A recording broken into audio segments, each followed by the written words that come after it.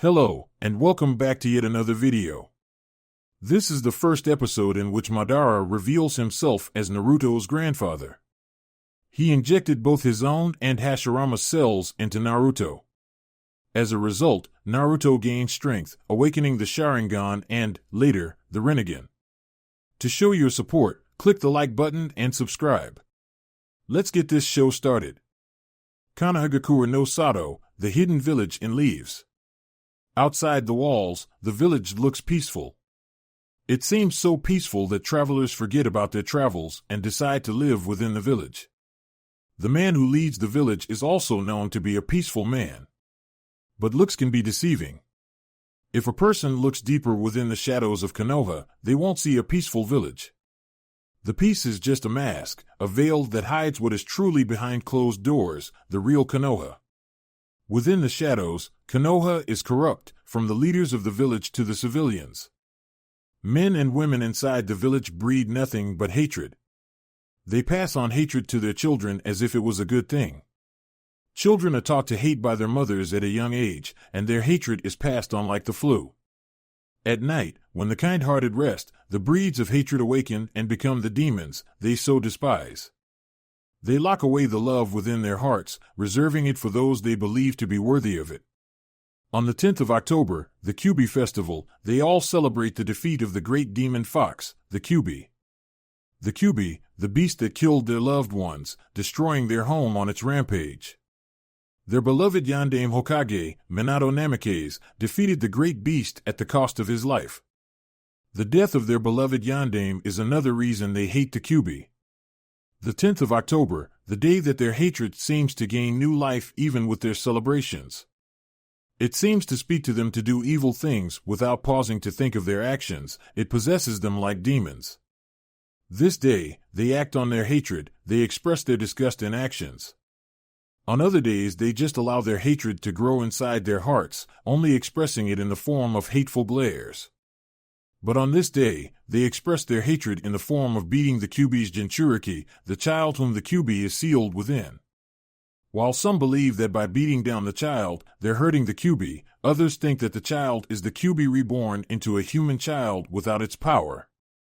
A few of the villagers believe that the child is just a prisoner of the Kyuubi, not the Kyuubi itself.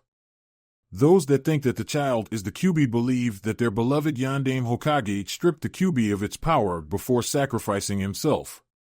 Uzumaki Naruto had short spiky blonde hair, blue eyes, and a white short-sleeved shirt with an Uzumaki swirl in the front, orange short pants, and blue Shinobi sandals. He was the 6-year-old Jinchuriki of the Kyuubi, a human sacrifice. But to popular belief, Uzumaki Naruto was not a Jinchuriki, no, he was the Ninetales. At the moment, he was now running for his life, with fear that no 6-year-old child should experience. Naruto wasn't aware of what was sealed inside of him. Nobody told him anything, they just kept shouting at him, saying he killed their loved ones. He didn't understand why they thought he committed such acts since he hasn't done anything wrong. It was only on his birthday that the angry mobs would chase him around the village and beat him within an inch of his life. But he always recovered in a day or two, no matter how fatal the injuries he suffered were. The other days they just stared at him with demonic eyes that made him feel unwanted, like an outcast, like he was some kind of disease. Their wicked eyes always weighed him down. They suffocated him. He used to cry at first because of the demonic eyes that always stared at him, but now he'd gotten used to them. He only cried when they beat him on his birthdays. Whenever he asked his Gigi why he always got those eyes from the villagers, his Gigi would always say that people hate everything they didn't understand. The answer always confused him each time he heard it, but he never asked anything further as the Sandaime would talk about something else. Running away from the angry mob was pointless. The villagers would always catch him no matter how fast his little feet ran, no matter where he hid. It was why he'd stopped running and simply waited for the pain to come. Today he would just receive the pain without asking questions. In the previous times when he asked questions, his questions seemed to infuriate them. They talked as if he knew what they accused him of. Even though he knew he didn't do anything wrong today, he would get beaten without saying anything or crying, for that matter. His tears always seemed to energize them, giving them more strength to beat him. Today he was going to try something different. Oh ho, the little demon has finally stopped running. Naruto said nothing. He knew that his words would aggravate the predicament he was currently in. Today, we are going to judge you for your crimes, demon. He would get judged even though he committed no crimes. What do you have to say for yourself? Each time before they beat him, they always asked him that question, and each time he would always say, "I'm innocent, please don't hurt me." His words would get him kicked in the face and angry outbursts. "You're innocent? You dare say that after killing my wife and my little sister? You aren't innocent, vermin." No matter the kind of answer he gave, it was always the wrong answer. Today he wasn't going to answer any questions. "You will answer me when I'm talking to you, demon." One yelled, gutting him. Naruto coughed and looked up to the man but remained silent. He was going to get beat even if he answered the question. It served no benefit to him if he answered. Whatever action he did or the words he uttered seemed to infuriate the mob further. One man from the crowd took out a kitchen knife and stabbed him in his hand. They all waited for him to scream, but he didn't this time. Blood just leaked from his hand while he just looked at it. "You're stubborn today, eh, Kyuubi?" Naruto's eyes widened in shock. He had heard of the Kyuubi, but now he was just called it. He was just a 6-year-old orphan. Well, now he understood why the hatred seemed to intensify on his birthday. Now that he thought about it, he was born the day the Kyuubi attacked. But why would he be called the Kyuubi? Everybody knew the Yandere killed the Kyuubi. He couldn't be the Kyuubi, could he? Hey! You know we aren't supposed to say that. The Sandaime forbid it. That old fool can't do anything. You've seen how kind and loving he is towards the demon, yet we've been getting revenge on the demon for how long now? What has he done about it? Yeah, you're right. Let's just get our revenge and go back to the party before everybody goes home. Naruto clenched his eyes as the beating began. It hurt, but he took it all in without shedding a tear or making a sound. It was just temporary pain. He knew that he would be waking up inside a hospital in a day or two, and the first person he would see would be his Gigi. 2 days later, Konoha Hospital. Naruto couldn't move any part of his body, he couldn't open his eyes, and he didn't feel any pain. The only thing that seemed to be working was his ears. He could hear the sound of 2 voices speaking. He decided to just listen to what they were saying.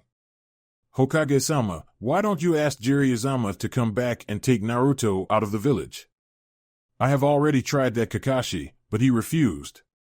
When I asked him, he told me, I can't take care of a brat while operating a spy network, and besides, you know I'm not fit for the parenting role."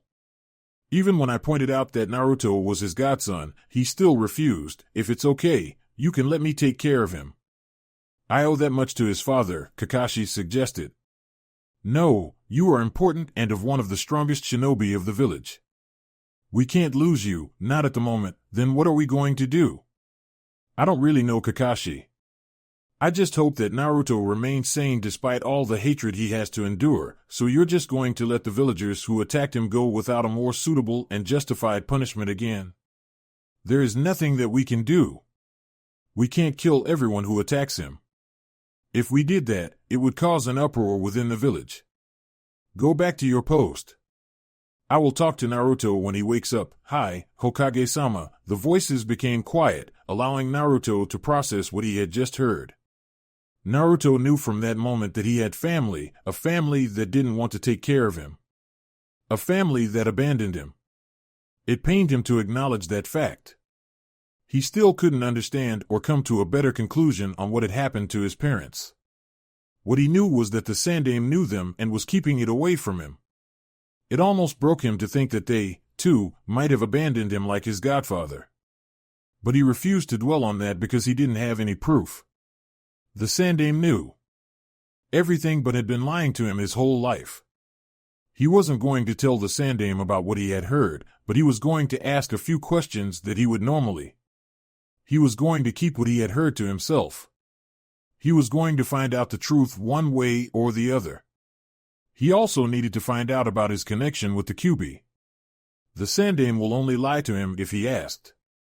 It was pointless asking the old man what he knew. It didn't hurt trying, though. 2 hours later, the third Hokage, Hiruzen Sarutobi, smiled when he saw Naruto's body begin to stir. He cared for the boy like his own grandchild. It pained him having to witness what the village he leads acts like to a mere child. Naruto opened up his eyes and looked at his body. His whole body was wrapped up in bandages. If one did not know any better, they would think that he just escaped from one of the Egyptian pyramids' coffins. He looked at the Sandaime. "It's good that you're awake, Naruto-kun." Naruto nodded and looked down sadly before looking up at the Sandaime again. "Gigi, what did I do to make them hate me?" he asked sadly. He needed to see if the Sandaime could be honest with him. The Sandaime's smile dropped immediately. "Naruto-kun, people will always hate things they don't understand." The same damn answer. He hated that answer. "Why don't I have parents, Gigi?" "We have already gone through with that discussion, Naruto. Talking about it won't do any good. Now come on, let me take you back to the orphanage." His theory was confirmed. The Sandaime couldn't be honest with him. Naruto got out of the bed without saying a word and followed the Sandaime to the orphanage. A year later, over the past year, Naruto lived as a cheerful person while behind the mask. He had a calm demeanor. Naruto had been able to find some answers he needed. His ways of getting answers involved getting lost in the Jonin lounge and overhearing their conversations. He had only been caught once out of the 5 times he had ended up there. Naruto couldn't get anything about his parents, but he had a depressing feeling that they were dead. The fact that they were dead would explain why he had no other family alive other than the godfather who abandoned him. A shocking discovery he made was that the Kyuubi was sealed inside of him. He didn't understand the concept of sealing or how it was done, but he knew that the Kyuubi was living inside of him. But it didn't make him the Kyuubi, it made him its prisoner. He now understood why the villagers always looked at him with hateful stares and their reasons for making his life miserable. Instead of seeing Uzumaki Naruto, they saw the Kyuubi. He didn't get why they would see him as the Kyuubi. The Kyuubi was just living inside of him. That didn't mean he was the Kyuubi. If he was only 7 years old and could understand that, why couldn't the villagers understand that? When he asked himself that question, he recalled what the Sandaime had always told him each time he wondered why he was hated. People will always hate what they don't understand. The Sandaime had been cryptically telling him that the villagers hated him because they didn't understand his situation. Despite knowing what he knew, his suffering did not end, it continued. It wasn't that he'd expected things to change after knowing why Konoha hates him. A group of villagers were on the verge of beating him up. Like last time, he would take the beating without complaints. The Sandaime had told him that he would always be hated because they didn't understand. Those words made him feel hopeless. They made him come to accept that his pain would never end. Naruto was backed against a wall in an alley just a distance away from his apartment. The Sandaime had given him the apartment because he had been kicked out of the orphanage again. He liked his home despite it being cold and lonely. In his apartment, he didn't have to endure the abuse he suffered at the caretaker's hands. Today he decided not to roam around the village. He had stayed within his apartment all day. Unfortunately, he'd been dragged out of his apartment and thrown into the alley. Naruto looked at the demonic grins he was receiving from the mob. It was a small mob today. Many were not aware of where he lived. He closed his eyes and waited for the pain to come. He paused and waited, but the pain never came. He opened his eyes and looked around the dark alley. The mob had disappeared into thin air. He looked up and saw an old man in black with red eyes and a walking cane. The old man just stared at him without blinking. Naruto was quiet for a few moments before he asked, "Who are you?" The old man smiled at him and replied, "Your savior." Naruto stared at the old man. "My savior," those words repeated inside his head. "Why did you save me?" "No one in this village does something like that for me." Naruto's voice reflected his pain and sadness. The old man frowned at Naruto's words. It saddened and infuriated him to see Naruto in this kind of situation. "I could not stand and watch foolish men beat up a child," he replied with a small smile. Naruto smiled slightly. He bowed his head. Thank you. The old man found it amusing. He chuckled for a second before waving Naruto off. It's cold out here. Allow me to walk you home before you catch cold and more fools decide to attack you. Naruto looked at the old man curiously. No one would be willing to help him unless they wanted something in return. He tried to think of what the old might demand from him for saving him. But his mind couldn't find an answer. It's okay, I won't hurt you, the old man spoke sincerely. Naruto detected it because of the kind of life he's had to live. He had been forced to learn how to read people so that he might be able to know their intentions towards him. Seeing that the old man had no ill intentions towards him, he nodded and got up. They walked towards his apartment with the old man close behind him. No words were being exchanged between the two, they just walked in silence. Their walk was short. The alley Naruto had been dragged to by the mob was close by his apartment. Naruto opened the door to his apartment and stood there. Something was bothering him that he wanted to ask but was too afraid to. Go inside, the old man exclaimed while pushing Naruto inside his apartment with a cane. Naruto gathered his courage and asked his questions. Ano, do you mind telling me your name so I can tell Hokage Gigi who saved me and what happened to the mob? The old man gave Naruto a sharp look.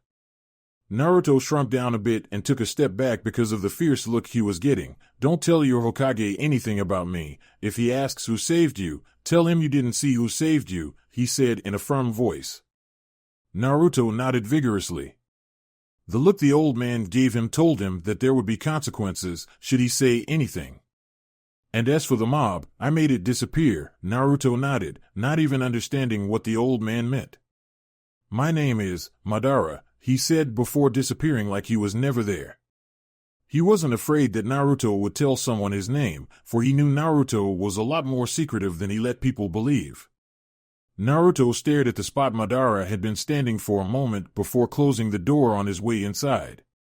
The events of the day had been enough for him. He decided to rest for the day, everything else he would do tomorrow. With those thoughts, Naruto threw himself in on his bed. A few minutes later, the 7-year-old was snoring in blissful sleep.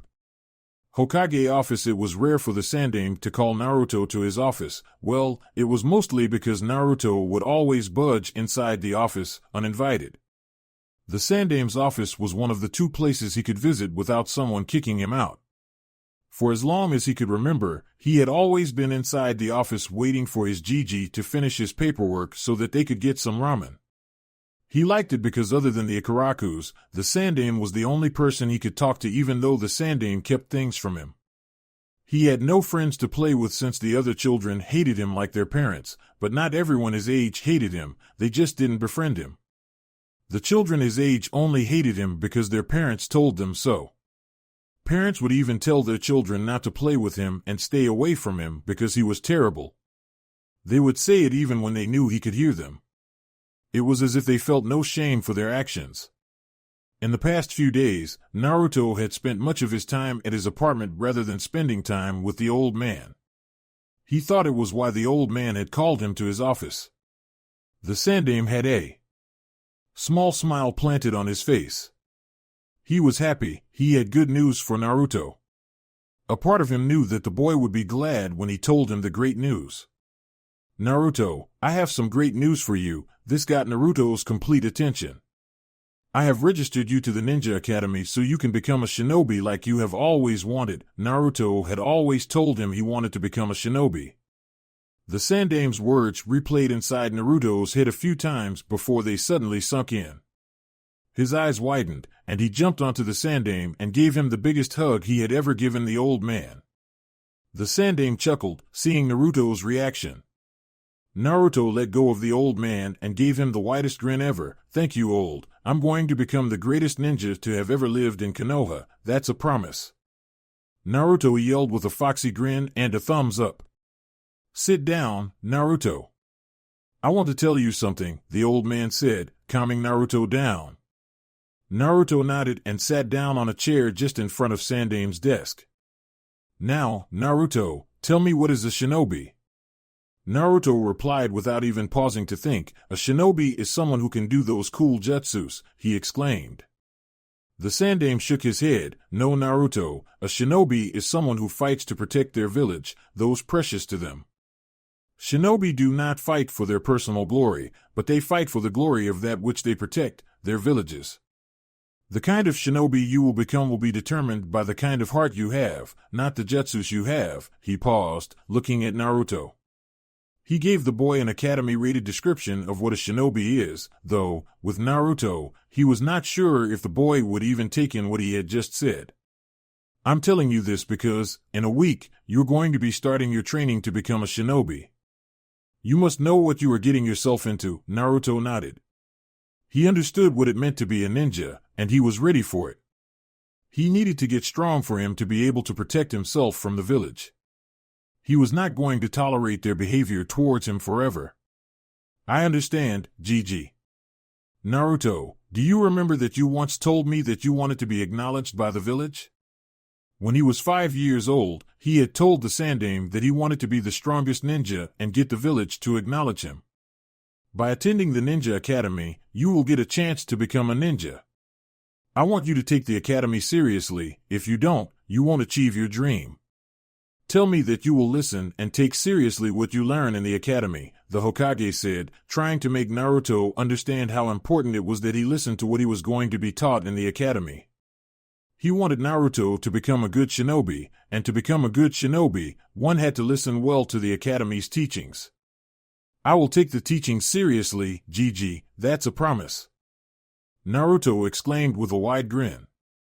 "Good, if you stay for an hour, I will treat you to some ramen." Naruto nodded and went to sit down. The Sandaime knew that if there was something that Naruto could not refuse, it had to be ramen. The boy seemed to love ramen more than anything. He looked at his paperwork for a moment. "I won't be able to finish this paperwork before lunch. There are just too many of those papers to read and sign. Damn you, Minato, for dying without telling me how you finished your paperwork fast," the Hokage thought. "You know what, Naruto, let's go now. I will finish the paperwork when I get back," the Sandaime said, getting up from his chair behind his desk. "Yes, ramen," Naruto exclaimed before rushing to drag the Sandaime out of his office to the ramen stand. The Sandaime chuckled slightly as he was being pulled out of his office by a 7-year-old. He liked this kind of moment because he had an idea that Naruto forgets about his hard life and focuses on ramen only. Ramen always got the boy excited. Treating Naruto to a few bowls of ramen was his way of ensuring that the boy was happy. He owed it to Minato to ensure that Naruto was happy. Naruto was a hero in his eyes, even though the foolish villagers refused to believe that. It was his job to make sure that the boy had a good life. He had already failed to make sure that the boy lived the life of a hero he was. Doing something like this was the least he could do for the boy. A week later, Naruto walked within the Ninja Academy grounds. He was wearing an orange jumpsuit he got from the Sandaime, goggles on his forehead, and black shinobi sandals. He had a huge grin planted firmly on his face. He was thrilled that he was going to the academy. Going to the academy was what everyone in his age talked about. Everyone wanted to be in the academy, but he did not join the academy because it was a cool thing. No, he joined because he wanted to become a ninja and become strong enough to protect himself.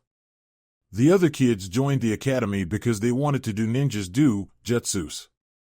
They did not understand what being a ninja meant because they did not see what ninjas did on the battlefield. Their parents would never tell them about it since they do not want to scare them.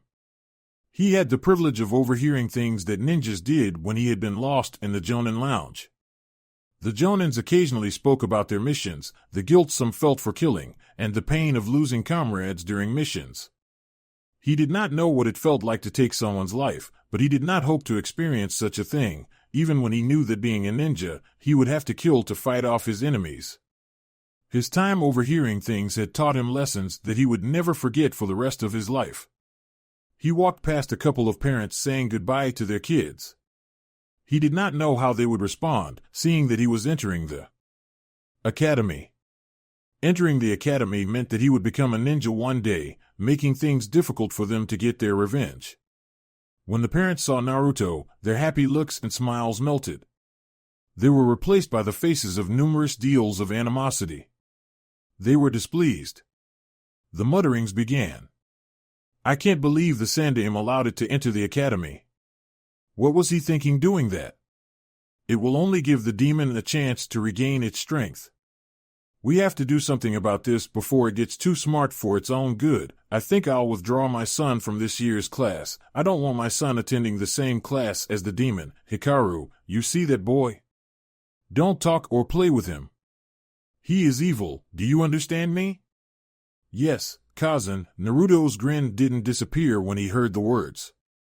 He was used to the hateful comments, it was nothing new.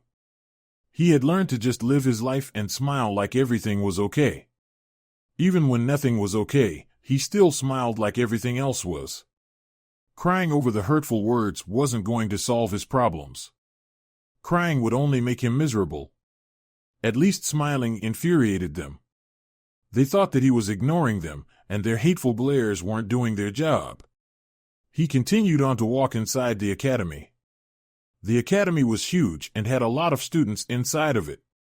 Naruto looked around for where he was supposed to attend his class.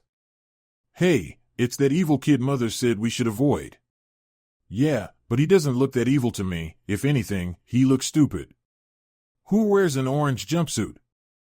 Who cares if he's evil or not? He's a new kid. We should teach him a few rules. Yeah, but not now. We'll be late for our class. You know how Sensei is when we're late. Oh, I forgot about that. Let's hurry before we get yelled at. Naruto felt saddened upon hearing what his peers had been thinking of him.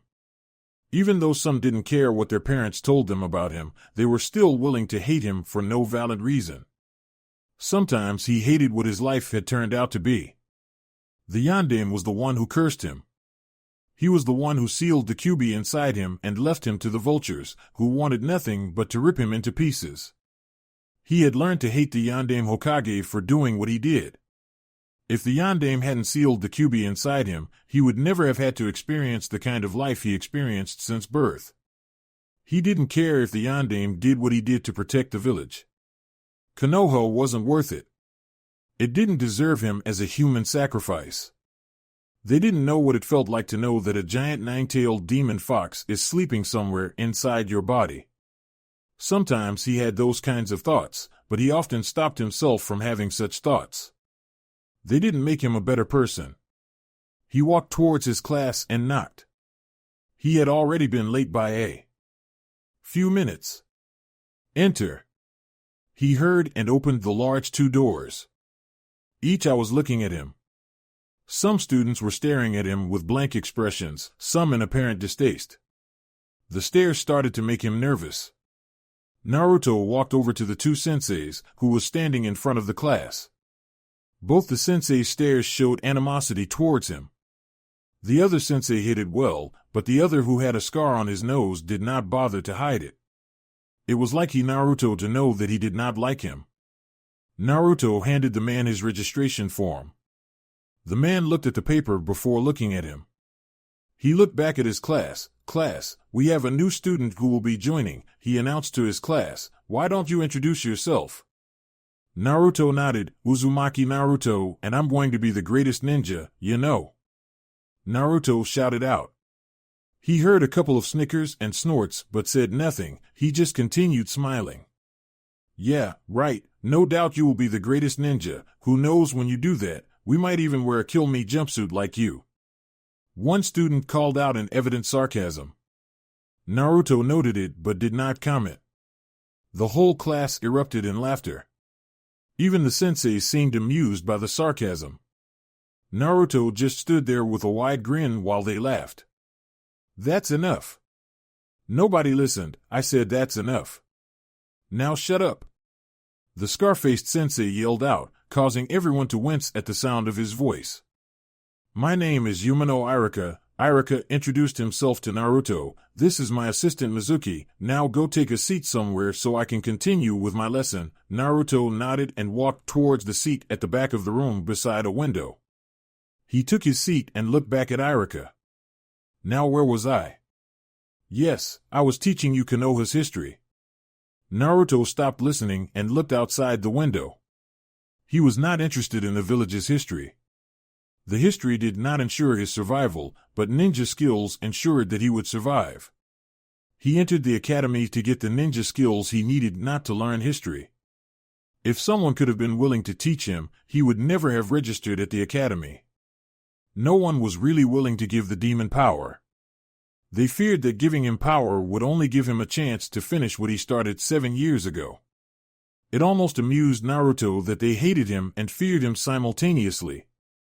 They hated him for the Kyuubi and were not afraid to express their hate, and yet at the same time, they feared that the sleeping beast would someday wake up and devour them. Even though their hatred had made them ignorant of some things, Naruto knew that deep inside their hearts, they knew he was nothing but a prisoner of the Kyuubi. It was why they also feared him. They feared that someday he would free the beast. They could only imagine the horrors the creature would cause should it be released from its prison.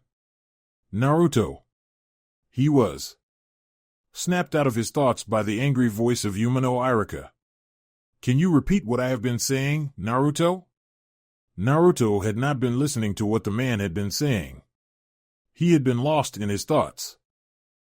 You see, I wasn't listening, he replied sheepishly with a grin. Irika glared at him. Get out of my class. You'll come back when you've decided to take my teaching seriously. Naruto said nothing. He just took his small school bag and walked the walk of shame. He could not argue or refuse the punishment he was being given. Irika was the sensei. He could do whatever he wanted with his students. And Naruto was his student. Had he turned around, he would have seen the smirk on Irika's face. He left the room and went to the playground. He would go back to class after lunch. His sensei didn't seem he even wanted him in the class. It was better to go back to class after some time had passed. Naruto was alone under a tree, trying to get some sleep. He was bored. None of the kids in the playground were willing to play with him. Sorry, but Mother said I shouldn't play with you because you're a bad person, they kept telling him. He cursed the mothers for this. Had they kept their mouths shut, he would have never been so bored. No matter how many times he asked himself why they saw a demon instead of the 7-year-old he was, he could never find a suitable answer. It's the new kid, let's play with him. Naruto heard a voice speak just beside him. What's your name? Naruto looked up to see 2 boys, 2 years his senior. They looked alike, and both had black eyes and short brown hair. Both wore dark green short pants, a dark blue long-sleeve shirt, and blue Shinobi sandals. He was quiet for a few moments, trying to think of a way to handle the situation. He knew that it wouldn't end up well for him by the looks on their faces. He wasn't given enough time to think as he was suddenly lifted up in the air. First Academy rule, answer the question quickly when asked, the one lifting him up said before throwing him away. Naruto showed no reaction as he hit the tree by his back. He was used to pain, he was no stranger to pain, and it would go away sooner or later. One of the boys walked over to him and unzipped his backpack. He had a notebook to copy notes and his lunch. The boy took his things out. Naruto said nothing. Begging didn't help, nothing helped in this kind of situation. It was better to just let them do what they wanted and get it over with. They would leave him alone after they had finished what they wanted to do with him. A foot crashed into his gut, making him grunt slightly. He didn't dwell on the pain. Something else mattered more than the pain. Naruto watched with sadness as his ramen was spilled to the ground. He didn't have much ramen left or enough money to buy more ramen, for that matter. He had little money left in his monthly allowance. The Sandaime would never give him more money before the month could end. He had been overcharged a few things that he wanted that put a large dent in his wallet. Seeing the food he paid good money for being spilled like it was nothing saddened him, but there was nothing he could do about it. Next time, have a better lunchbox, they said as they walked away with proud smirks. They had succeeded in bullying Naruto. What made them proud was that the blonde was so afraid of them, he didn't even try to put up a fight. Naruto stared at his spilled ramen sadly. The next few years were surely going to be hard for him. But he would have to endure if he wants to be a ninja. Naruto's apartment the first day at the academy had gone far worse than he had anticipated. He had only thought he would have to deal with hateful stares only. But the bullying and insults from other students was not something he had thought he would have a deal with. It was hard, but he would have to endure till he passed the academy. One thing that had been a shock to him was that the senseis were unwilling to teach him. He feared that they would even go as far as to fail him. He had expected them to hate him, but he did not expect them to act the way they did towards him. He had expected them to be smarter than the rest of the village, to be able to understand that he was just a 7-year-old who was suffering from the harsh life he was living. The teachers, after all, teachers were supposed to be smart. If he did not learn other things by himself, he would not learn anything from the academy. Sneaking into the library was his only option. He had been unable to do it in the past year. It was closely guarded, unlike the Jonin's lounge, which was not protected. But he would find a way to be able to get into the library undetected. His life depended on it. Naruto walked to his kitchen and opened a drawer in his kitchen unit. He looked at his store of food, which was uncooked ramen only. He was low on food and did not have enough money to buy any more. He sighed as he awaited the 3 minutes of hell, waiting for ramen to cook. The ramen was cooked, and he ate it blissfully. He felt that he needed more, so he decided to rest before he finished the little left. A knock on his door interrupted him from taking off his jumpsuit. He hurried to open the door. He opened the door and found the old man, Madara, who had saved him on his birthday. He just stood there staring at the old man. Madara was still in black and had 2 plastic bags on his left hand. "Are you going to let me in?" Naruto shook his head, clearing his thoughts. He let the old man in and closed the door behind him. Madara had already made his way to his kitchen table. Naruto followed suit. He looked at the plastic bags. One had a loaf of bread, apples, and oranges. The other had meat and some foodstuff he didn't know. "What can I help you with?" Naruto asked softly, trying not to sound rude. "I brought you food." "I saw that you were running low," Madara replied with a small smile. Naruto looked at Madara curiously before asking, "How did you know I was running low on food?" He hadn't told anyone that he was running low, not even the Sandaime knew of it. "I came here while you were at the academy and checked," he replied with a shrug. "You broke into my apartment." Naruto accused with a slight glare to the old man. "What if I did? I didn't come here to steal anything." "I came here to help you," Naruto asked the first thing that came to his mind. "Why would you help?" The same question from the last time I saved him from the foolish villagers, Madara thought. "Do you mean to say why I would help you knowing what is inside of you?" he asked, pointing at Naruto's gut. Naruto wasn't surprised that Madara knew that he had the Kyuubi inside of him. Every adult in the village knew, it was only his generation that didn't know. But what surprised him was that the old man said that he knew that Naruto knew what was inside of him. He had realized from smart people that they thought he was not aware of his burden since no one was allowed to talk about it. But the question Madara asked was why he did not expect anyone to be kind to him, so he nodded. "I don't see you as others see you. You are just a child to me," Madara said sincerely. Naruto nodded. He knew that a few smart people didn't see him as the Kyuubi. "How did you know I knew about the Kyuubi?" "Not even the Sandaime is aware I know," Madara chuckled. "I know a lot more about you than you realize, but that's not why I came here." Naruto nodded. "Thank you, but there is no ramen." He finished with a thought.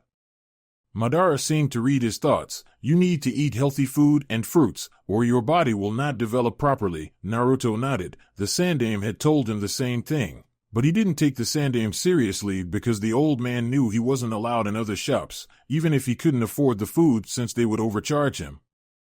If the Sandaime wanted him to eat healthy food, he would have brought him the food he wanted him to eat, knowing his problem. "Thank you," Naruto thanked the old man again. "I'm just doing what I can to help." He paused for a moment. "How was your first day at the academy?" he asked, trying to see if Naruto would lie about it. Naruto frowned. He really didn't want to talk about it. The old man was sincere with him and had helped him. It was fair for him to be honest, and he felt like he could trust the old man. Just like my birthdays, except for this time there was no mob, and I didn't end up in the hospital, but I'll survive, he replied honestly. Madara nodded and smiled slightly. I know, that is why next week I will bring you some books for you to study. Naruto beamed up brightly the moment those words reached his ears. He didn't care for any other things. As long as he was going to get some reading done, he was happy. Really? Madara nodded. Yes, I'm getting old, and I don't have much to do. Helping you will keep me active. Nay, old man, don't you have your own family? Don't call me old man, my name is Madara, he said firmly. Every old person did not like to be reminded that they were old. Naruto grinned widely. Sorry. To answer your question, I don't have any family, they are all dead, he said without any hint of emotion. Naruto just nodded since he had no idea what to say. At least the old man had no one, just like him. Madara stood up. I better get going before it gets too dark to walk. Naruto nodded and walked the man out of the apartment. Madara smiled at Naruto before disappearing once again like he was never there. Naruto closed his door and went to the kitchen with a slight smile on his face. He had to be pleased. He finally had someone willing to help him other than the Sandaime. If Madara did bring him the books like he said he would never have to worry about getting caught in the library trying to steal books. It wouldn't matter if they didn't teach him anything in the academy. He could learn on his own, at his own apartment. His life had taken a new turn he hadn't expected. This day had its surprises, some bad and some good, but the good thing was he was going to sleep with a smile on his face. The food the old man had brought him was another good thing. He took an apple and went to his room to sleep without even packing the food he was given. He told himself he would pack tomorrow. At the moment, he needed to rest. Unknown location. A figure with red eyes, 3 tomos in each, one would define the eyes as the Sharingan, walked in a slightly dark place. He had an impassive gaze on his face and a cane on his right hand. A plant-like figure appeared from the ground in front of him. It had yellow eyes, its right side was white while its left side was black, and it wore a black cloak. How did it go? It went well, the Sharingan wielder replied, his voice not betraying the expression on his face. Did you tell him? The plant-like figure asked in a deep voice. No, not yet. I need to gain his trust first, but if I continue showing myself to him, he will ask questions which will lead me to tell him the truth. What now? For now, we wait, Zetsu, but we won't wait for too long, he replied, disappearing into the darkness. The plant-like figure, now revealed to be Zetsu, said nothing. He sank back into the ground, disappearing like he was never there. Hokage Monument. It has been 3 months since Madara started to bring him things. He now ate without having to worry if he was going to run out of food or not. Even though Naruto himself would deny it, he had gained some weight since eating a healthy diet. Madara brought him healthy food instead of the ramen he ate each time his stomach called for food. It was good for him since he did enjoy eating other food rather than ramen. His studies had progressed at a higher rate than he had expected. At the academy, he still acted like an idiot. It was Madara's idea that he didn't show people that he was smart. It didn't matter though. Even if he wanted to show that he was smart, he would never get the chance because he was never asked to answer a question. Naruto agreed with Madara's idea. Showing that he was smart would attract a lot of attention he would instead not have drawn. He had gotten close to Madara in such a way that they ate dinner together on Mondays, Wednesdays, and Fridays. They always did it in Naruto's apartment. He had never been or seen where Madara lived. The old man never really gave him a clear answer to questions about himself. He always gave him cryptic answers that he couldn't decipher. It was why he needed answers from the old man. He would ask the old man when he visited him today. He was going to get answers one way or the other. Naruto looked over Konohagakure from the Hokage monument with a solemn expression on his face. He sat on top of Shodai's head. He had stopped sitting on top of the Yandaime's head because he sort of hated the man. The Hokage monument was a place that brought him to peace with himself. There was no one to stare at him. He didn't have to listen to the whispers. He enjoyed the cool breeze that washed over him when the day was giving way to night. If he could live upon the monument, he would have moved up here already. He had only seen the Sandaime a few times in the past 3 months. The old man had been asking why he rarely visited him since entering the academy. He had told the old man the part truth of why he no longer visited like he used to.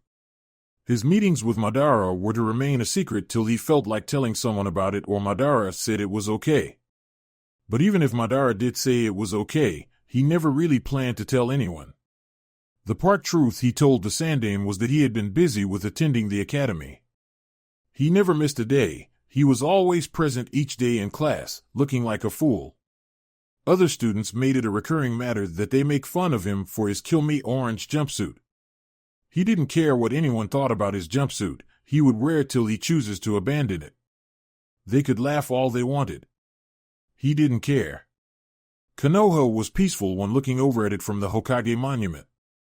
The children were roaming around the village playing games while the elders stood in their groups conversing. One could say it was an ideal village, but what was hidden under those masks of happiness were things that could frighten anyone. It sometimes amused Naruto because if he were to walk within the village streets, the adults would stop conversing and just stare at him, while others pretended like he didn't exist. Yes, there were people within the village who refused to acknowledge his existence. Something like that brought him more pain. It hurt him more than the pain he felt in one of his brutal beatings on his birthdays. Naruto got up and decided to visit the ramen stand. It had been long since he saw the Ikarakus. Ikaraku ramen stand. Naruto walked calmly to the ramen stand. It seemed that people could sense whenever he decided to visit the ramen stand and make way for him. Most of the time, when he went to the place, it was always empty except when he went with the Sandaime.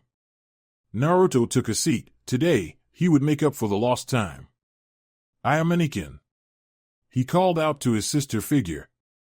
Ayam was like an older sister to him, just as her father was like a grandfather.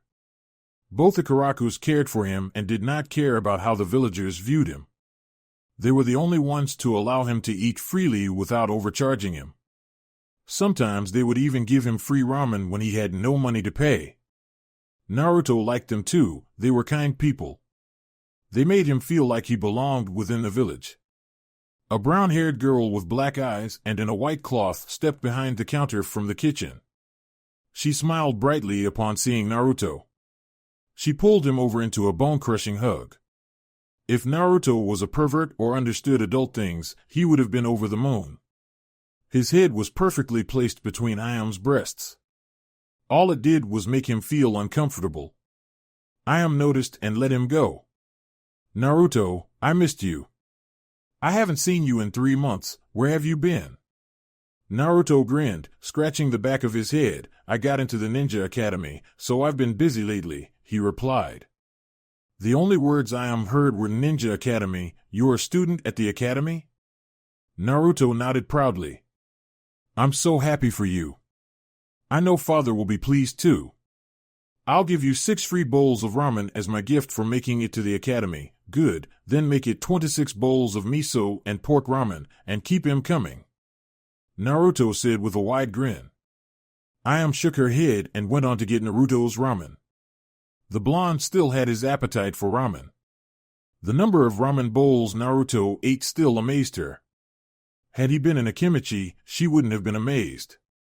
She was positive that Naruto could eat more bowls of ramen than in a kimchi. Something unheard of. Nobody ate more than the Akimichi. But with the way Naruto ate ramen, anything was possible. She came back with 5 bowls. She would get the rest after he finished. "How is the academy? Have you—" She cursed herself for almost asking if he had made friends when she knew that Naruto was not well liked. "Boring. All they teach us is some useless things. They haven't started teaching us cool ninja things," Naruto replied. He did guess what Ayam wanted to ask in her unfinished question, but chose not to dwell on it. Ayam nodded. "I can't believe my little Naruto is going to be a ninja one day. I will be a ninja, not just a ninja but the greatest ninja in Konoha, believe it," Naruto replied in a loud voice. Ayam smiled at his antics. She might not have seen him in a few months, but he was still the Naruto knew and cared for. "When will you graduate?" I doubt you'll graduate anytime soon. You are a little too young to be a ninja, she said, going back to the kitchen to get more of Naruto's ramen. I don't know. They haven't told us how long we had to stay in the academy before we can become ninjas, Naruto replied after Ayam had returned with his ramen. Okay, promise me that you won't disappear again without telling me. It won't happen again, that's a promise. Naruto replied with a grin. Ayam nodded. I'll be in the kitchen. Call me if you need anything, she said, disappearing to the kitchen. Naruto nodded and ate his ramen alone. He was happy that Ayam was still the same. He finished all of his bowls and paid for them, leaving the ramen stand. He strolled in the streets of the village, ignoring the whispers from the villagers. Giving the whispers time would only cause a problem to him once he hears what they were saying.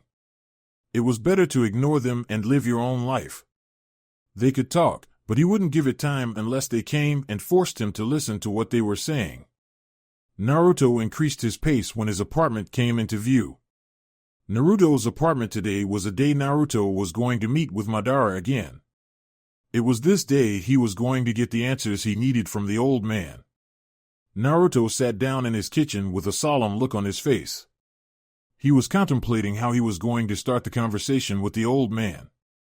It did not please him, knowing that people knew more about himself than he did himself.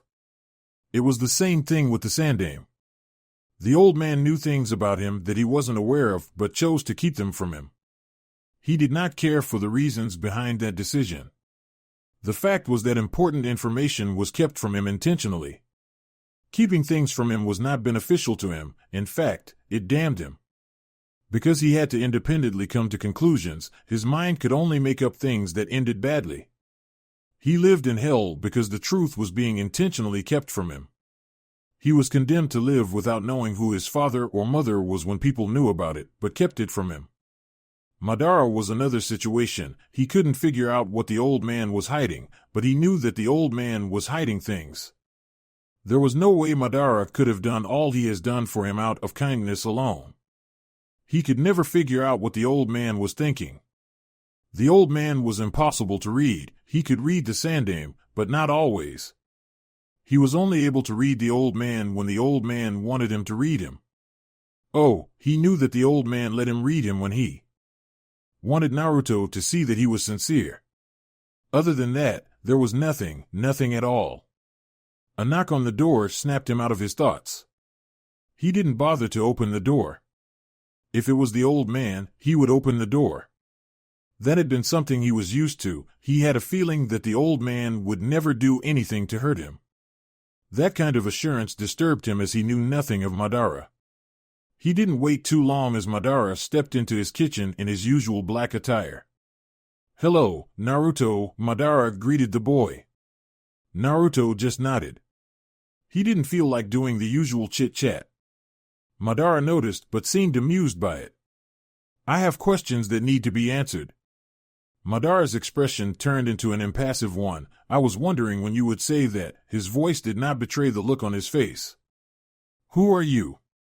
I know you are a lot more controlled, but I will ask you to be calm and don't freak out with what I'm about to tell you." Naruto raised a brow but nodded. "In the of the history books I gave you, there was a man called Uchiha Madara, correct?" Naruto nodded. "I know it may sound untrue, but I am that man." Naruto's eyes widened. That was just unbelievable. Madara lived in the times of the first Hokage, and he was supposed to be dead by now. That can't be true. Madara died during his battle with the Shodaime. Yes, that's what history books say, but that's not the truth. Even if Madara did survive the encounter, there is no way he could still be alive, unless he was an Uzumaki. But still, even if he was an Uzumaki, he still couldn't possibly be alive at this time. Madara had given Naruto books in the history of both Uzumaki and Senju clans. Madara sighed. The boy was not going to believe him, not now. "Okay, since you aren't going to believe me about that, how about I tell you about your parents?" Madara suggested, knowing full well that Naruto would forget about the previous conversation in favor of learning something about his parents. He was not disappointed. Naruto was in front of him with wide eyes. "Do you know who they were?" Yes, now sit properly because this is going to be hard to take in, he said, knowing that Naruto hated the Yondaime for sealing the Kyuubi inside of him and telling him how close he was related to the Yondaime. Naruto nodded dumbly and went back to his chair. Let me start with your mother. Your mother was the Jinchuriki of the Kyuubi. The moment those words reached Naruto's ears, his eyes became wide. He could not believe it. His mother was a Jinchuriki of the Kyuubi, and no one has ever spoken of the Kyuubi being sealed inside of another person. He shared the same burden as his mother did. Before it was sealed inside of you. The night of your birth, someone ripped the Kyuubi out of your mother's seal, thus, the Kyuubi went on a rampage. Sadly, she died that night. Her name was Kushina Uzumaki. He was at a loss of words because of what he had been told. He had a mother. He did not just fall from the sky. He was both happy and sad. He now knew a little of his mother. She was a Jinchuriki of the Kyuubi. He had taken up her burden. A part of him always knew that his parents were not alive. His mother died the day he was born, the day the Kyuubi went on a rampage. Kushina Uzumaki, that was his mother's name. A hole in his heart seemed to close slightly, but it could never be completely closed as it lacked a mother's love. Naruto smiled sadly before looking back at Madara. He wanted to thank the old man for telling him something that the Sandaime had failed to. It was of great importance to him to know a little about his parents. His voice betrayed him, not a single word came out from his mouth. Madara continued, your father was Minato Namikaze, the Yondaime Hokage. That fool and your mother died sealing the Kyuubi inside of you, Madara said. Naruto's blood began to boil furious, his body was heating, and it began to sweat. Clear anger flashed in his eyes. Madara seemed to like seeing Naruto boil in anger.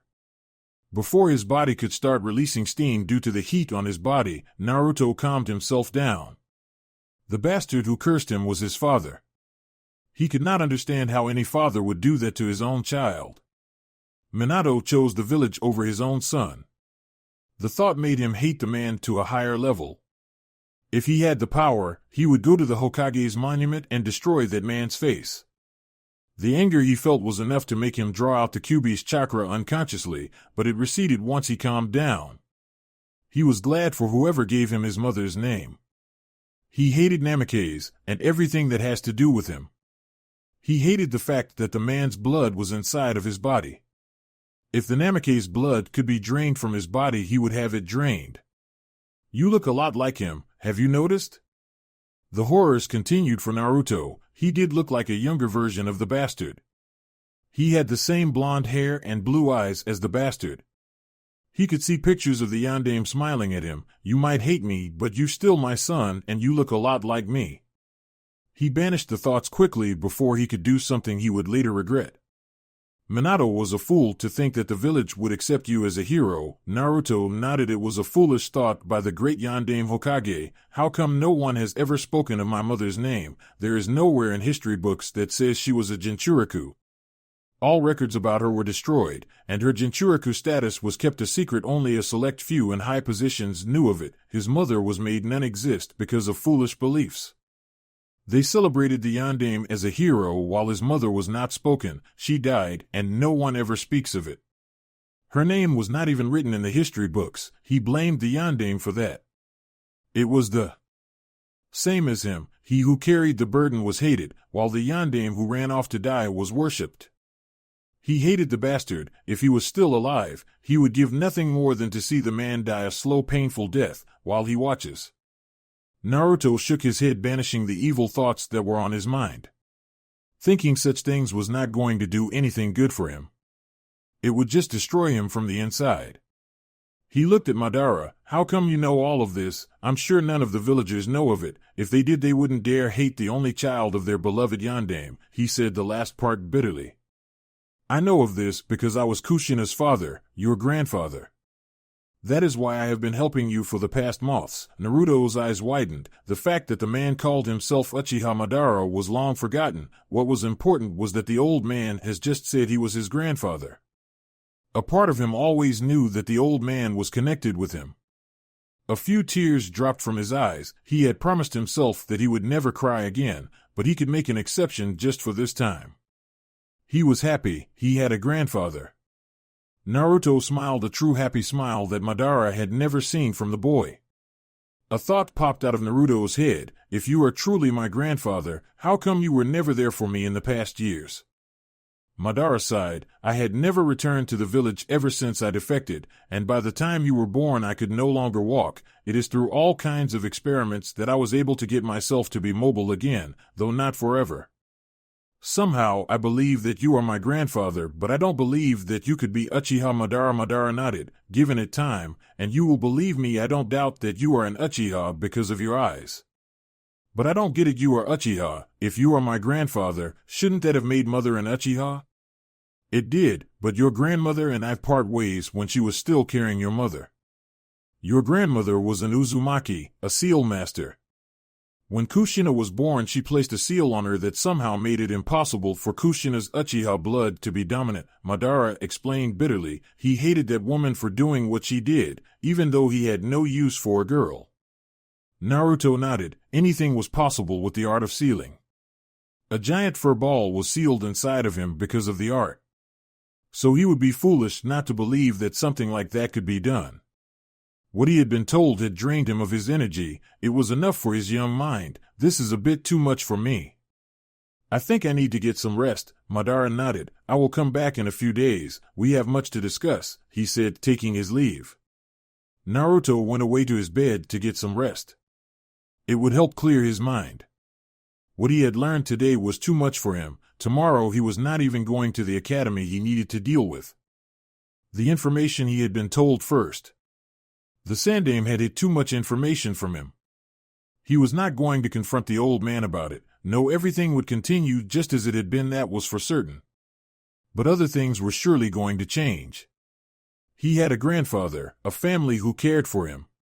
That was enough to change everything. Another certain thing was that he did not have a father and never had a father. As far as he was concerned, Minato Namikaze was not his father. He forfeited that right when he cursed him and died a hero while he was condemned to live a cursed life. Naruto sighed as he jumped into his small bed.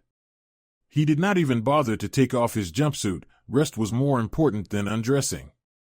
A few days later, Madara was staring at Naruto with an impassive gaze. He had returned to see Naruto and discuss a few things with the boy. There was no need for him to be smiling. He had already told the boy everything. It was why he was not smiling at the moment.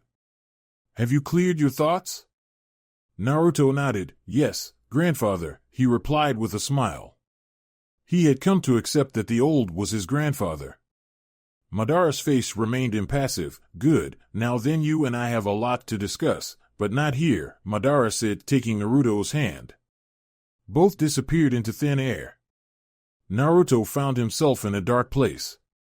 Follow me, Madara said, walking away from Naruto. Naruto followed his grandfather into the darkness. They appeared in what appeared to be a kitchen. Both took their seats. What is this place? This is my hideout. I have been hiding out in here for years now. Are we out of Konoha? Yes, now enough of those questions. I am happy that you have believed that I am truly your grandfather. For a Jinchuriki especially, the Kyubis, you are bound to face tough challenges ahead. Your life will always be in danger of being taken. Once other villages know that you are a Jinchuriki of the Kyubi, they might try to kidnap you for the power of the Kyubi. It is my duty to ensure that when the challenges do come, you can protect yourself. That is why from now on, as your grandfather, I will make sure that you are trained. I will be your sensei. Do you have a problem with that? Although the question was asked, the tone in which the question was asked gave Naruto the thought that he really did not have a choice. So he shook his head. Good, I only have a few years before this body gives up. I have lived too long. In these few years I must train you and make sure that I build your body to be a powerful body. He paused for a moment. Naruto, you will have to live 2 lives from now on. What I show you here can never be revealed to anyone until I say so. Is that clear? Naruto nodded. I will cast a genjutsu on you to hide the changes that will occur to your body once you begin training. When do we begin training? Now what? Listen, boy, I don't have much time. I allowed you to enjoy your childhood for the past months, but from now on you will no longer be pampered like a child. Your childhood is over. Naruto looked at his grandfather with wide eyes. The man was taking over his life. Madara sighed, looking at Naruto. Fine, we will begin your training in a week. For now I will show you around the hideout so that you can become familiar with it. Gigi, what about the academy in Konoha? You will be at Konoha. We will just have to find a way for you to be at two places at once as time goes on. Madara showed Naruto around the large hideout. But he did not show Naruto everything. He only showed him the rooms and training ground he would use when he is in the hideout. There was another time for the boy to see everything within the hideout. Naruto had to know everything he needed to know before he saw everything in the hideout. Now was not the right time to tell Naruto everything. After he had done that, he took Naruto back to Konoha. He would go fetch the blonde in a week to begin the training he needed to give the boy. Naruto was excited, although a bit sad that his grandfather was too demanding. He was just happy that he was going to get real training done. Soon he would be able to defend himself. He was also sad that his grandfather did not have much time. But a few years was enough. At least he would have known his grandfather. His grandfather spoke of his death like he was going to die soon. Academy. Naruto walked into the class with his usual grin planted on his face. He had been early for the class today because he had missed classes the previous 2 days. He went on to take a sit next to a sleeping boy with black hair. Shikamaru. Naruto called out, waking up the sleeping boy. He had been able to find a few people he could talk with and play with whenever he was at the academy. They were like his friends. Nara. Shikamaru, the Nara clan heir, was smart, too smart for his own good. He had been the first person to talk to Naruto kindly. Shikamaru, despite being a genius like any Nara, he was lazy. The boy spent his time sleeping or looking at the clouds. He seemed to be always bored, like there is nothing that can interest him. Shikamaru was understanding and different from other kids. He knew that Naruto was hated through observation. It was why he had invited Naruto to play with him and his friends. Despite knowing that Naruto was hated, Shikamaru did not why. His brains had been unable to find an answer. Shikamaru had a friend who was also a clan heir, Choji Akimichi. Choji was just as kind as Shikamaru, though he did not possess a great mind as his best friend. Like all Akimichi, Choji was always eating chips at the academy.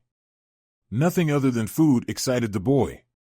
He would even go as far as to drool if someone spoke of barbecued meat. Naruto met the boy when Shikamaru had asked him to come and play with him. Choji and Shikamaru were the only two Naruto would consider friends. He spent his breaks with them. Both avoided trouble at all cost. Shikamaru found it too troublesome to get involved in a hustle. The two were not the only people who did not treat Naruto with hatred. He also knew Kiba Inuzuka, the loud, brash heir of the Inuzuka clan. Kiba always liked to be seen as the dominant alpha.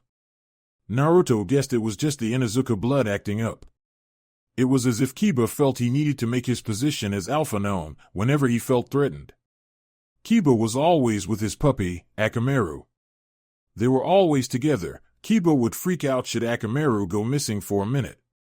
It was a custom that any Inuzuka have a dog as a partner, as their fighting style involved working with their partners, which were their dogs. Shino Aburame, the Aburame clan heir. Naruto did not understand the boy at all. Shino was always quiet and never showed any emotion. He was smart but not like Shikamaru. The troublesome blonde, do you have to wake me up every time you find me sleeping? Shikamaru grunted, shifting his head. Naruto grinned. Did your mother wake you up too early again? If there was something that Shikamaru found more troublesome than anything, it was his mother, and he also feared her more than anything. His mother did not like his lazy attitude. It was why she had taken it upon herself to wake Shikamaru each morning. If she did not do something like that, Shikamaru would avoid coming to the academy as he found it boring and troublesome, or he would be late to class every day. Yes, that troublesome woman never lets me sleep peacefully. Where have you been in the past days? At home. Did not feel like attending the previous days, Naruto replied with a shrug. Man, I wish I was you, Shikamaru said, going back to sleep, making Naruto shake his head. Naruto felt a pair of eyes staring at him. He turned around to see the person who had been staring at him. The Hyuga heiress looked away quickly upon seeing that she'd been caught staring. Hyuga Hinata, Naruto thought, looking at the Hyuga heiress. He found the girl weird. She acted oddly around him. What Naruto had been able to understand about the girl was that she was very shy and lacked self-confidence. Her behavior was amusing to say the least. It was also unheard of for a Hyuga to lack self-confidence, especially heiress of the clan. Hyuga were much more disciplined and self-controlled, taught a superiority complex at a young age. It made Naruto wonder what might have happened to make the girl lose her self-confidence. That side of the girl, a side that lacked confidence, Naruto saw it as pathetic. The world had no place for people who did not believe in themselves. Once you failed to believe in yourself, you were hopeless. You can never hope to achieve anything if you lacked self-confidence. But despite her lack of self-confidence, Naruto did notice that she was kind-hearted.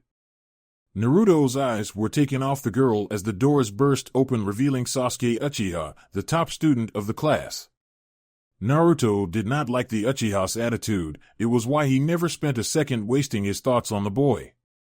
The Uchiha looked out of breath. Fangirls, Naruto thought. The Uchiha was popular in the female department. He was usually being chased around the academy by his fangirls. Sasuke did not seem to like girls. In fact, he tried by all means to avoid them. When he could not avoid them, he ignored them when they tried to speak to him. Some of the boys in the class wished they had the young Uchiha's luck when it came to girls. Girls threw themselves at the Uchiha, while they had to try hard to get a girl to talk with them. Kiba resented Sasuke for that fact. He even went on as far as to try to embarrass Sasuke to get the girls to like him and leave Sasuke. The result, Kiba ended up in a hospital bed, not because he got beat up by Sasuke, no, it was rather the fangirls that pummeled the boy. From that day till now, Kiba has learned to hate Sasuke. The doors burst open again. Two girls rushed into the class. One was wearing a pink dress, she had pink hair and green eyes. This girl's name was Haruno Sakura, the president of the Uchiha fan club. On her right was a blonde-haired girl same height as Sakura. The girl's name was Ino Yamanaka, heir of the Yamanaka clan. She was the vice president of the Uchiha fan club. Both girls were huge admirers of Sasuke. They were best friends and rivals when it came to fighting for Sasuke's attention and affection. None of the girls have had any luck so far, but their failure on encouraged them to do more. Sakura was way too loud for Naruto's liking. He has clashed with her a few times. Sasuke knew that Naruto was not the most liked in the class, thus he often chose to sit next to Naruto to drive away the fangirls. His choice drove away most of the fangirls, but not Sakura. She would yell at Naruto to get him to go sit somewhere else so she could sit next to her Sasuke-kun. Naruto obviously refused to do so each time. But his refusal would only get him smacked in the face by the girl. Despite her being weak, her punches really hurt. The class began to fill and the mutterings began. Naruto thought of taking a nap but decided against it, seeing that Irika would show up in class at any time soon. A minute later, the Chunin teacher walked inside the class with a stack of paper. The class quieted down, as the students did not want to fall victim of Irika's wrath. Irika smiled at his students. "Good morning, my students. I hope you are prepared for test." Naruto looked at Shikamaru with shock written all over his face. "Hey Shikamaru, why did not you tell that there was a test today?"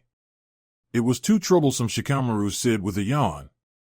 Naruto said nothing. He did not care about passing the test. He still had a few years in the academy to make up for lost time. Should it be necessary? He was the demon and an idiot he would give them, for anyway. They were given 30 minutes to complete the test. The test was not that hard, it was just a history test. There was nothing that Naruto did not know, but to be an idiot that people wanted to see, he answered the questions that even someone with half brains would answer. The only questions he answered were the ones where they asked the names of Hokages. After the test, Iruka gave them a lecture before letting them go home. Naruto walked beside Choji and Shikamaru as they made their way out of the academy grounds. Naruto, Shikamaru, and I are going to get some barbecued pork. You can come with us if you want to, Choji said, rubbing his stomach.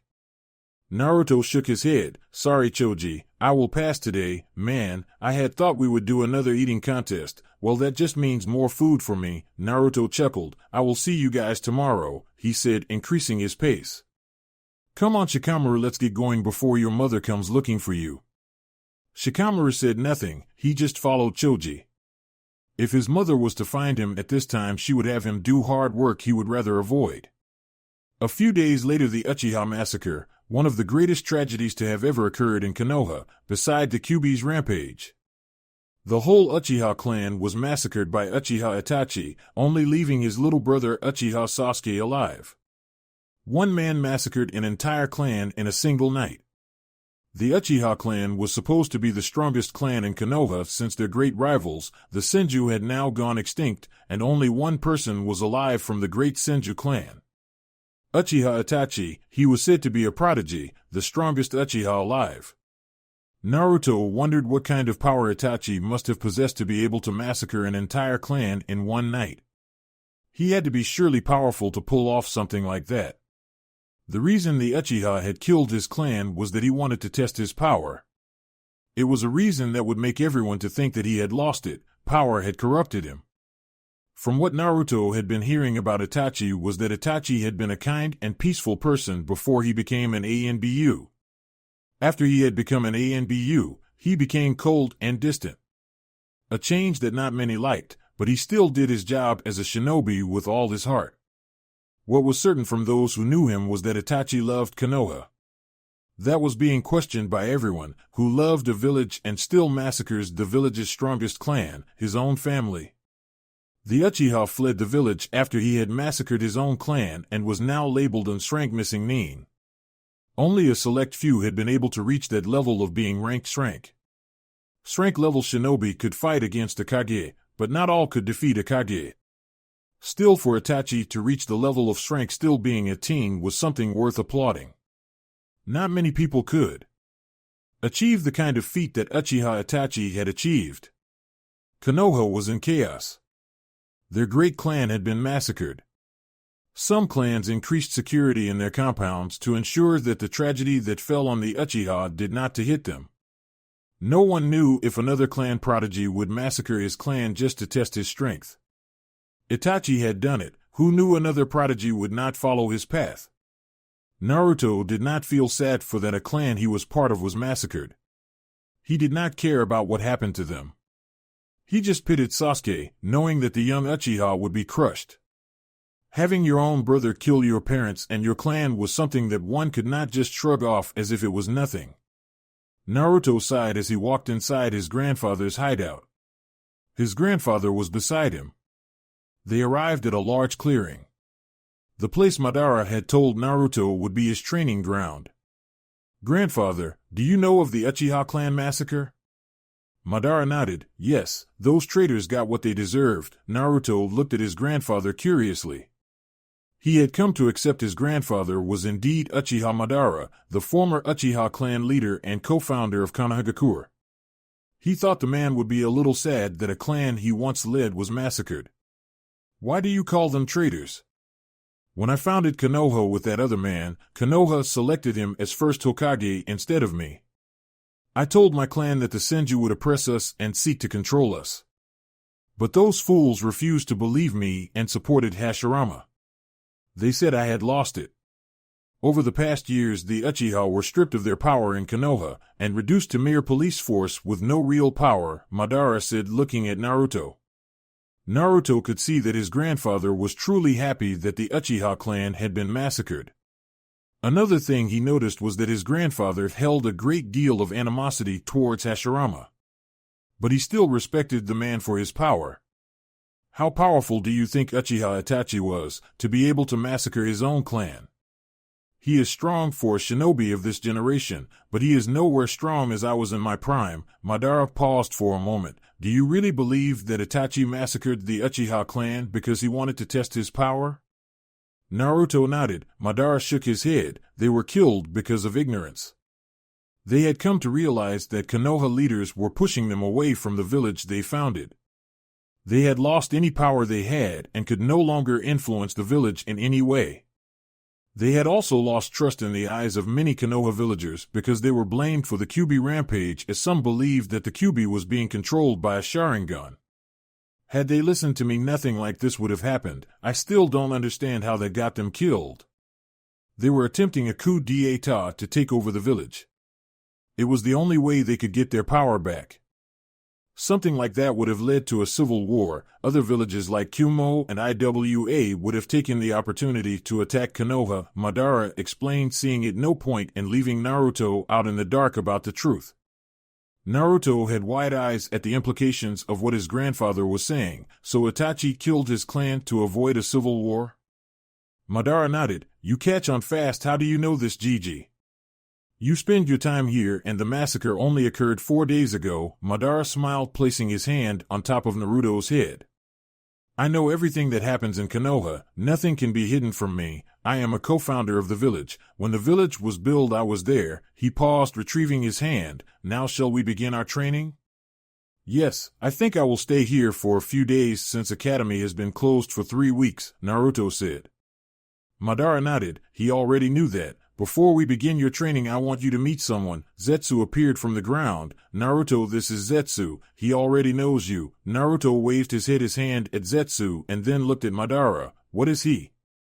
Madara chuckled slightly. He is my spy, my creation. Naruto only understood spy. He did not understand what Madara meant by creation. It was not possible for someone to create life, right? You can go. Zetsu sank back to the ground. Madara turned to Naruto. We will begin your training in physical training. I need you to have a strong body. For the next year, you will not go back to Konoha, but you will be in training each day. After you awaken your Sharingan, we can then focus on ninjutsu. Won't the Sandaime start looking for me if I go missing for that long? Don't worry, I will help you create a blood clone that will replace you in Konoha for the next year. The clone will last for a year. It will be a replica of you. No one will tell the difference. Naruto nodded and smiled brightly. Now let's begin with the training. He yelled, struggling to contain his excitement. Madara grinned. It was a grin that made Naruto to think twice about allowing his grandfather to train him. The grin Madara had promised pain, a painful training that Naruto would soon have to endure. Madara did not stop grinning as he was busy picturing the torture he was going to put Naruto through. Grandfather, are you okay? Madara stopped grinning. Yeah, I am okay. Put this weights on. Naruto put on the weights on his legs, but found it nearly impossible to move. He looked at his grandfather thinking that he would let him half the weight, but his grandfather shook his head. Do 50 laps. After that 50 sit-ups, 100 punches and kicks on that dummy. I will be watching your progress from here. Naruto stood unmoving for a minute. His grandfather hit him in the head with his cane, telling him to begin his training. Naruto dragged his body and began his training, which he believed was a little harsh for a 7-year-old. At the end of the day, Naruto had lost consciousness. Zetsu had to carry him off to his room within the huge hideout. When he woke up, he cursed his grandfather. Madara was quick to point out that with Naruto's healing abilities, because he housed the Kyuubi, any damaged muscles would be healed while he was sleeping. It would be foolish not to take that advantage. Madara said. Though Naruto could agree it would be foolish not to take advantage of his healing abilities, it did not mean he had to like the kind of training his grandfather was putting him through. Don't worry, it only hurts this much because it was your first day. Once you get used to the weights, and your body adapts to the training program, you won't be complaining anymore, Madara said. Naruto just nodded. He needed to rest. The old man had told him when he woke up they would have to begin the training in the morning, only taking breaks to let him recover. 6 months later, Madara had just finished telling Naruto about the Sage of Six Paths. He needed to start at the beginning for Naruto to understand why he was going to do things to his body. Naruto listened well when his grandfather was telling him about the sage and his legendary eyes, the Rinnegan. The eyes that gave the sage the ability to learn any jutsu in existence, control over life and death. Something like that really made the man a god. You had to be God to have control over life and death, to be able to bring the dead back to life. The sage had 2 children, Senju and Uchiha. The Senju possessed the sage's physical power and life force, while Uchiha possessed the sage's eyes. In my fight with Hashirama, I was able to get his cells and infuse them in my body. As I told you, the sage was made out of Uchiha and Senju. I experimented on myself trying to achieve the power of the sage. With Hashirama's cells, I was able to get his power, the ability to do Mokutan Jutsu. At my old age, I was able to unlock the Rinnegan because I had both Uchiha and Senju powers. Naruto looked at his grandfather's eyes. Madara spoke. I transplanted them to a Uzumaki orphan. Why did you do that? He could not understand why someone would give away a powerful jujitsu like the Rinnegan. I will tell you about it later. Right now we have other things to deal with. Naruto nodded. So the reason you have Hashirama's face in your chest is because you infused his cells into yourself? Madara nodded. Naruto, I want to infuse my cells and Hashirama's cells. I might hate that man, but I respect him for his power. I know Mokutan is powerful, which is why I want you to be able to use it so that you may be able to stand against your future enemies. Having Senju cells will allow you to awaken the Rinnegan once the cells bond with yours. Naruto was quiet for a few minutes. Whether he liked it or not, his grandfather seemed set on to do what he wanted to do on his body. Grandfather, will I also have Hashirama's face on my chest? I already look like Namikaze, and to have Hashirama's face on my body will be too much for me. Madara had been teaching Naruto to hate Senju, especially Hashirama. So to Naruto, looking like his father who he hated was already punishment enough. Having Hashirama's face on his chest would be too much for him to bear. Since his grandfather, he made him hate the man. You won't have Hashirama's face on your chest. What I am going to be doing is to infuse both my and Hashirama's cells with your body. Once the cells bond with your body, they will be part of your own body. You will no longer have Hashirama's Mokutan and Senju cells, but you will have your own Mokutan cells. Your body will produce both Senju and Uchiha blood once I'm with your body. If it is done like me, Hashirama's cells will overcome you, killing you when your body is weak and you don't have the chakra to suppress them. At your age, they can overcome you at any moment, okay? And your cells? I already have Uchiha blood. Madara shrugged. I want you to have my power too. I was just as powerful as Hashirama. It is only fair that you also have my cells. Naruto shook his head. His grandfather was too proud of his own power. Fine, let's do this. I need to go back to training, Naruto said. He had come to enjoy his training, once he had gotten used to the weights his grandfather made him wear. He felt strong physically. Despite not training in ninjutsu, he enjoyed his training. He was building power and speed, also making his body tough so it could endure long fights without tiring too easily. One may have an arsenal of jutsus, but if you are slow and are fighting against a fast enemy, your jutsu become useless because you would not be able to do hand seals, as the enemy will get you before you even think of a jutsu you want to use. Madara nodded and motioned for Naruto to lie down. He grinned as he put Naruto into sleep. He was building up a powerful body. He only wished he was still young to see the kind of power the boy would have at his disposal. The boy could have proved to be an interesting opponent that would push him to his limits. Only Hashirama had been able to do it.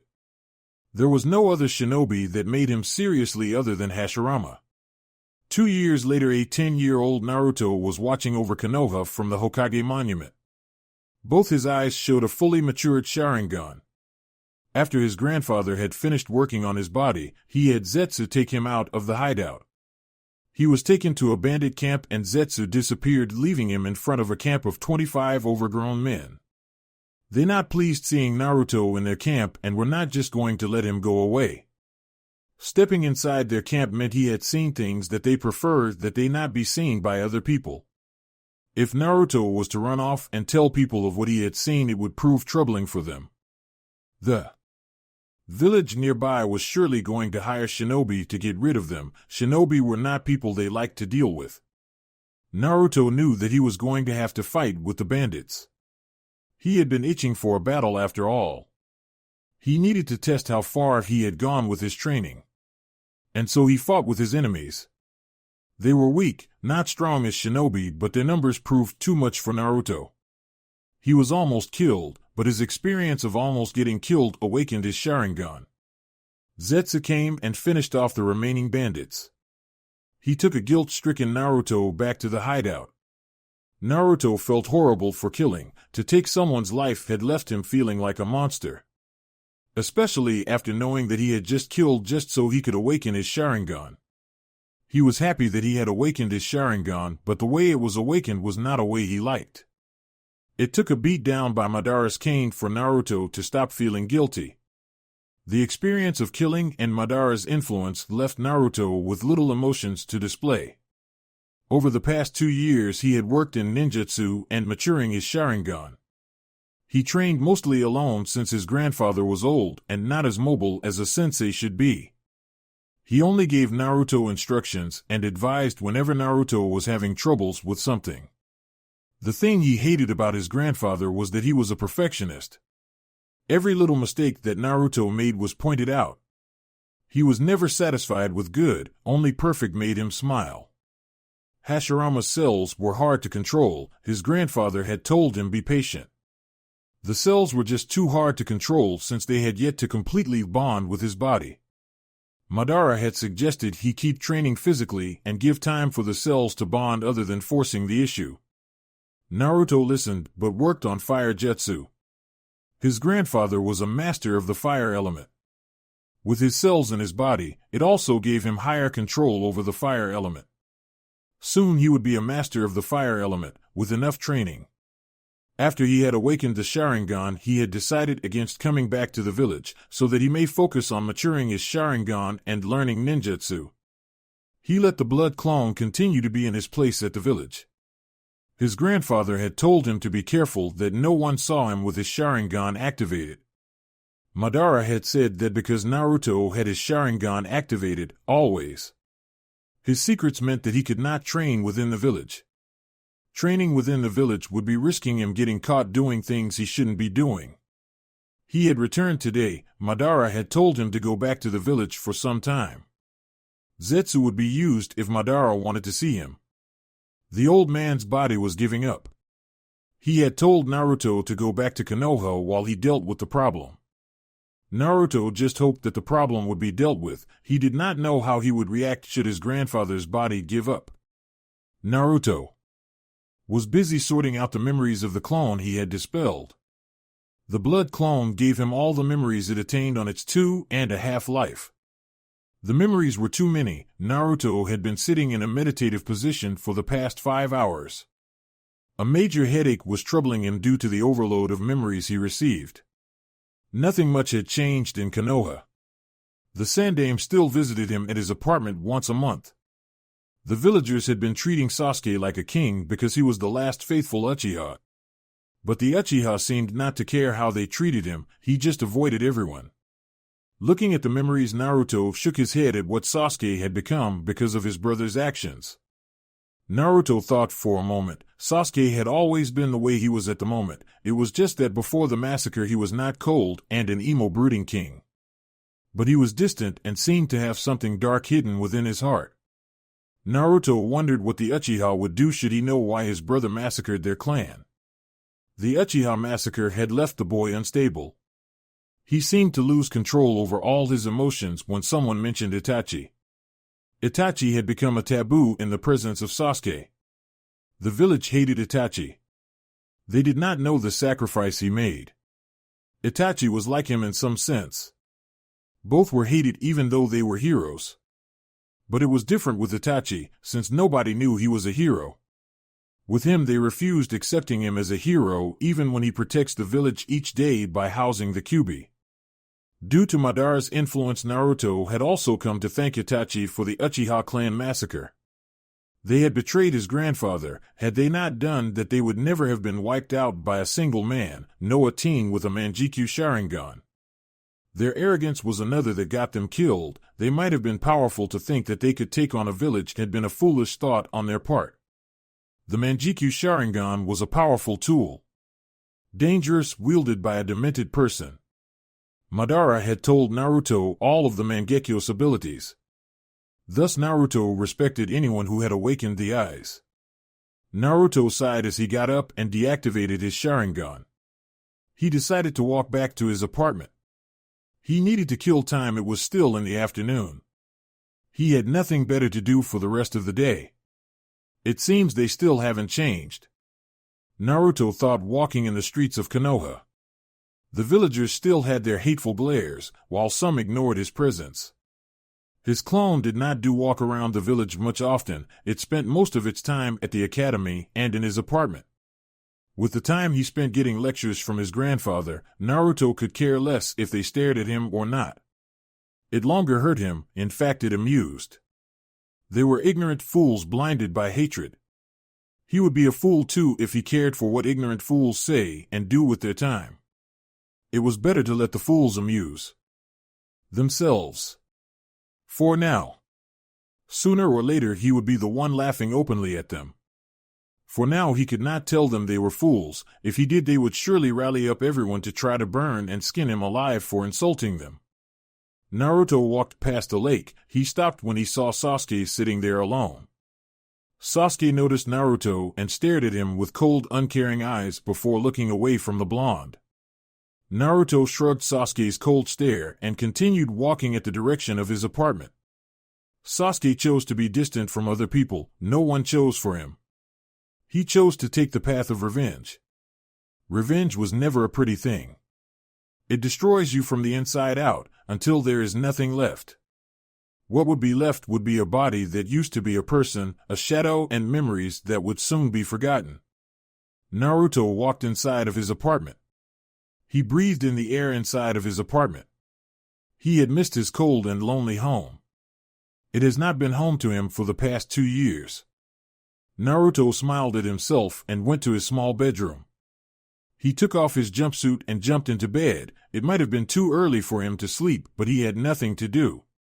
Konoha was not like his grandfather's hideout where he could do so many things without getting bored. His mind seemed to agree with him. It did not take long for him to drift into unconsciousness bliss. A few days later, the Forest of Death. Today Naruto had been strolling around the training ground. He was bored and decided to take a walk within the forest. Only a select few used the training ground. It was a good place for one to be alone.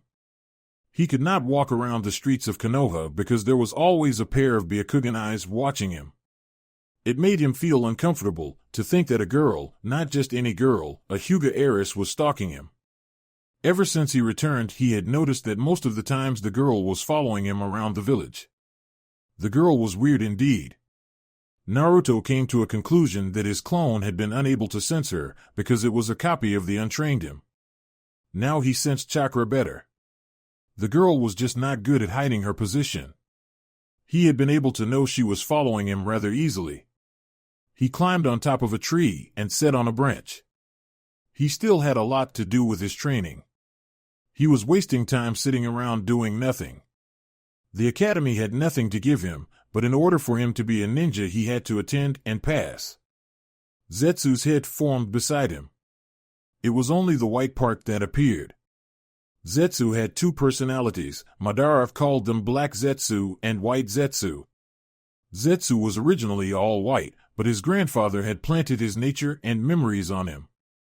But it resulted in creating Black Zetsu, which was smart, serious, and strong.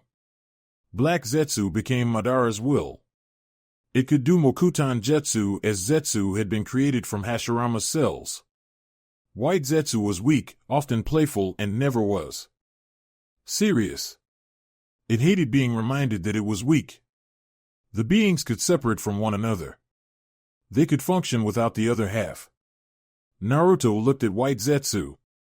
If he came here alone, it must mean Black Zetsu was somewhere else.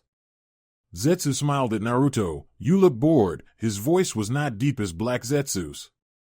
Naruto nodded. There is nothing to do here other than going to the damn academy. He paused for a moment. What brings you here? Your grandfather wants to see. Do you know why? Naruto asked.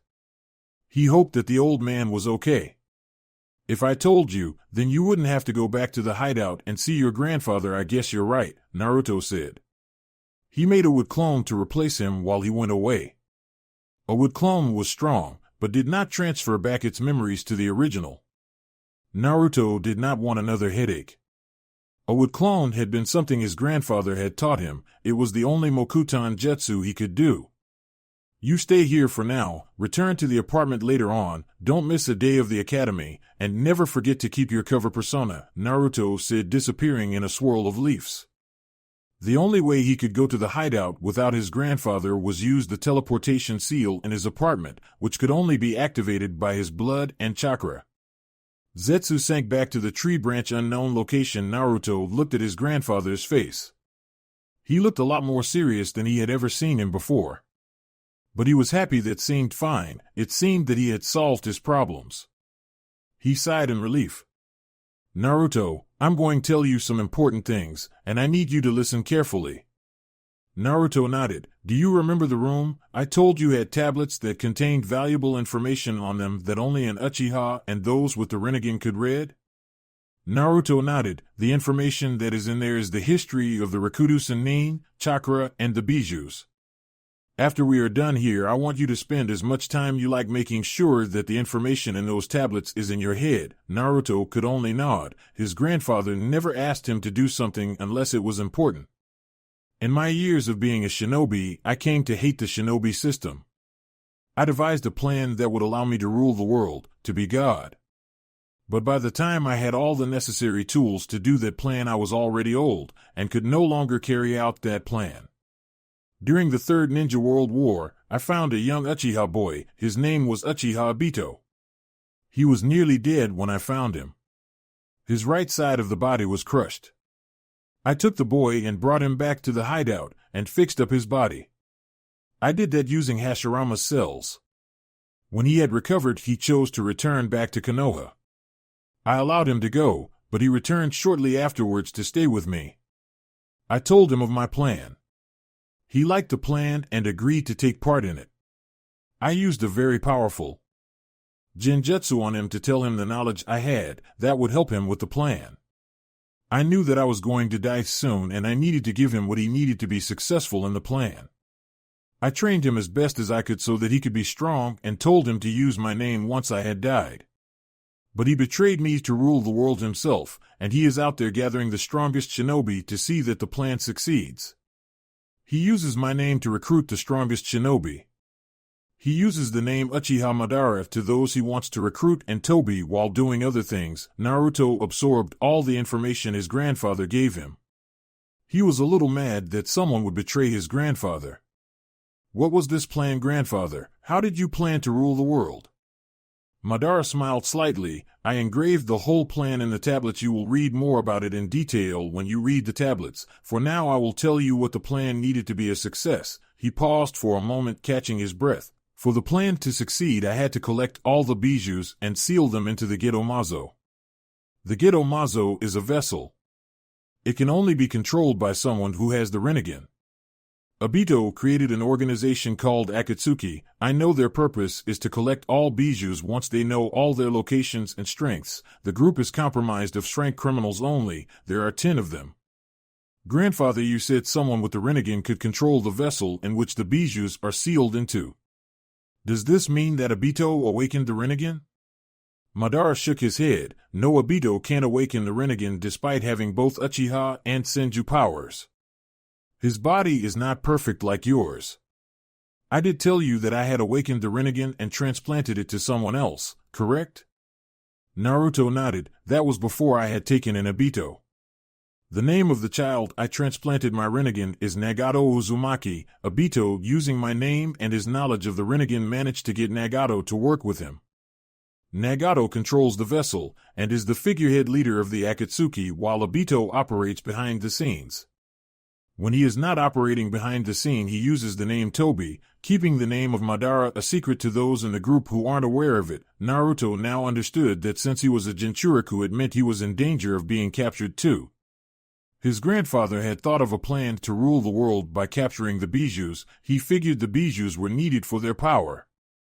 From what his grandfather had told him, the bijous had large amounts of chakra that no man could have. The Kyuubi was said to have almost an infinite chakra supply, being the strongest of the bijous. He did not know if his grandfather still wanted to rule the world or if he wanted him to rule the world once he becomes powerful enough to do so. He had no intentions of ruling the world. He did not know what he would say if his grandfather was to ask him to rule the world. Grandfather, isn't Toby afraid that you will tell the world that he is not Madara? He did leave you alive. No, he has no such fears.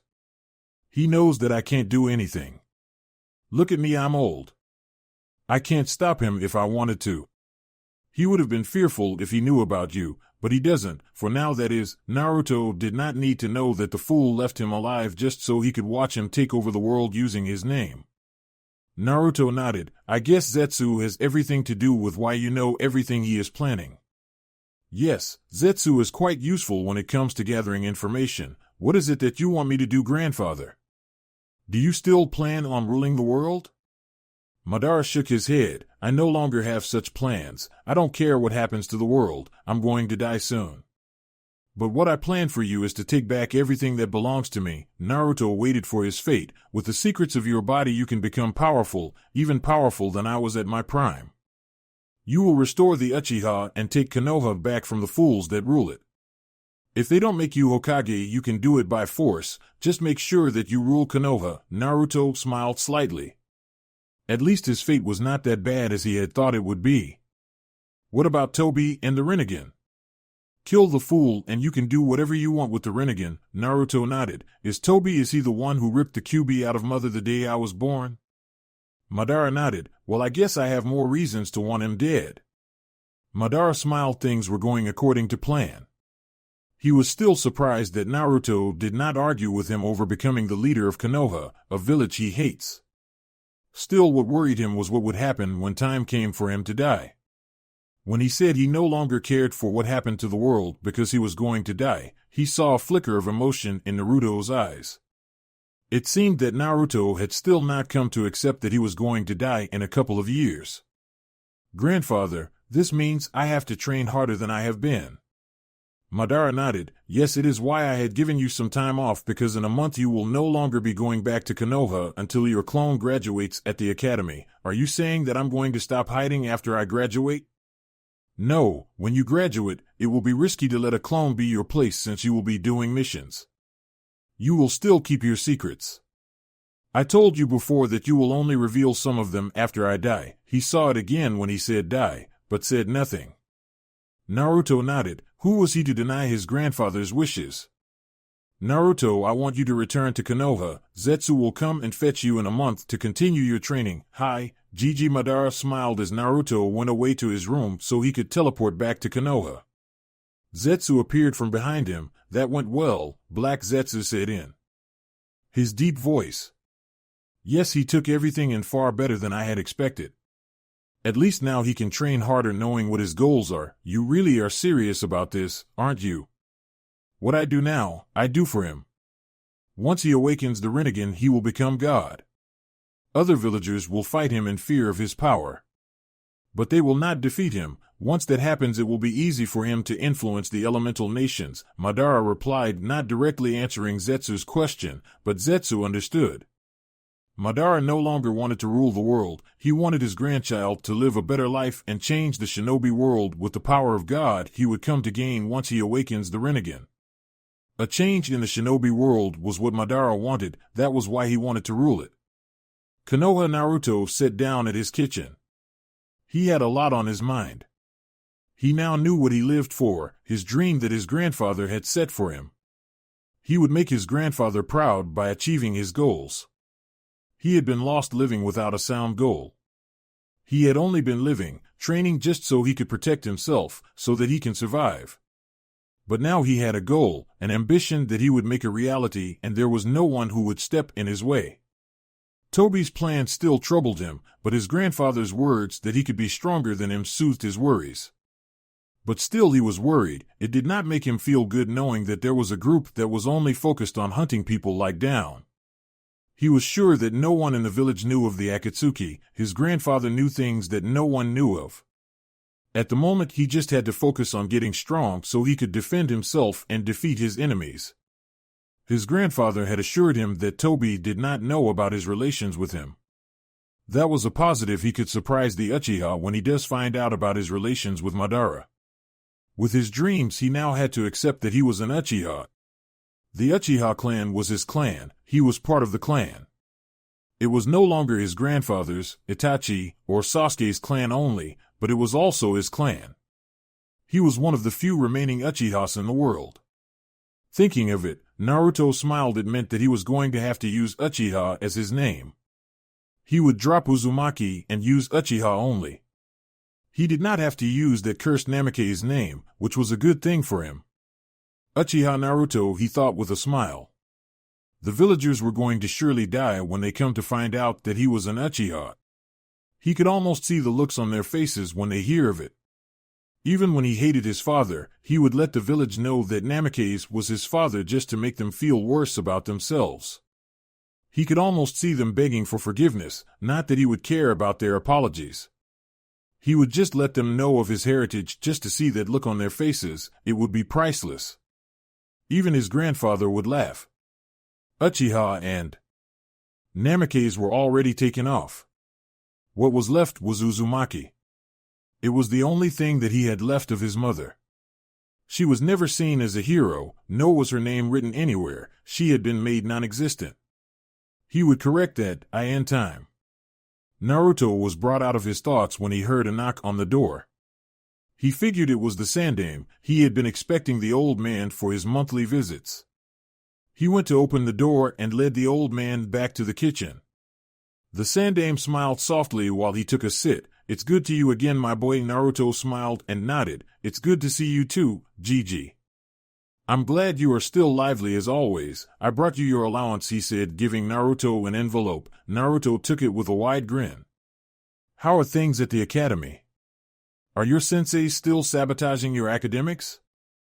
Naruto shook his head. "Iruka-sensei no longer glares at me, and sometimes he even smiles at me." Naruto replied. He was surprised when the Chunin stopped glaring at him and started being nice to him. He was no longer kicked out of the academy. Iruka would even go as far as to have him woken up should he be sleeping inside the class, just so that he could listen to the lecture. Although he had been able to see traces of hatred at the Chunin's eyes, he knew that the Chunin was trying to get over his hatred, not hide it. The Sandame smiled brightly upon hearing Naruto's answer. "Good, I expect you to get room result now that your sensei is being fair with you." Naruto grinned. He had expected the Sandame to say something like that. "I will try my best, Gigi." Sarutobi smiled, getting up. "I will hear from Iruka about your progress. I will be going now. I have some paperwork to finish." Naruto nodded. "Goodbye, Gigi." The Sandame walked away, leaving Naruto alone. The Sandame spoke Iruka's sensei like he was familiar with it. He guessed the Sandame was responsible for the Chunin teacher's change of heart. The old man, despite his lies, never stopped trying to make his life better. Unknown location. Naruto walked inside his grandfather's hideout with his Sharingan activated. A month had passed and he had returned to continue with his training. His grandfather was waiting for him beside Zetsu. Naruto stopped in front of them. "Let's get going," Madara said, walking away. Naruto followed behind with Zetsu. That's it for this video. I hope you all enjoyed the video. Don't forget to like the video, subscribe to the channel, and follow me on my other social media accounts. Anime God here, and I'm signing off.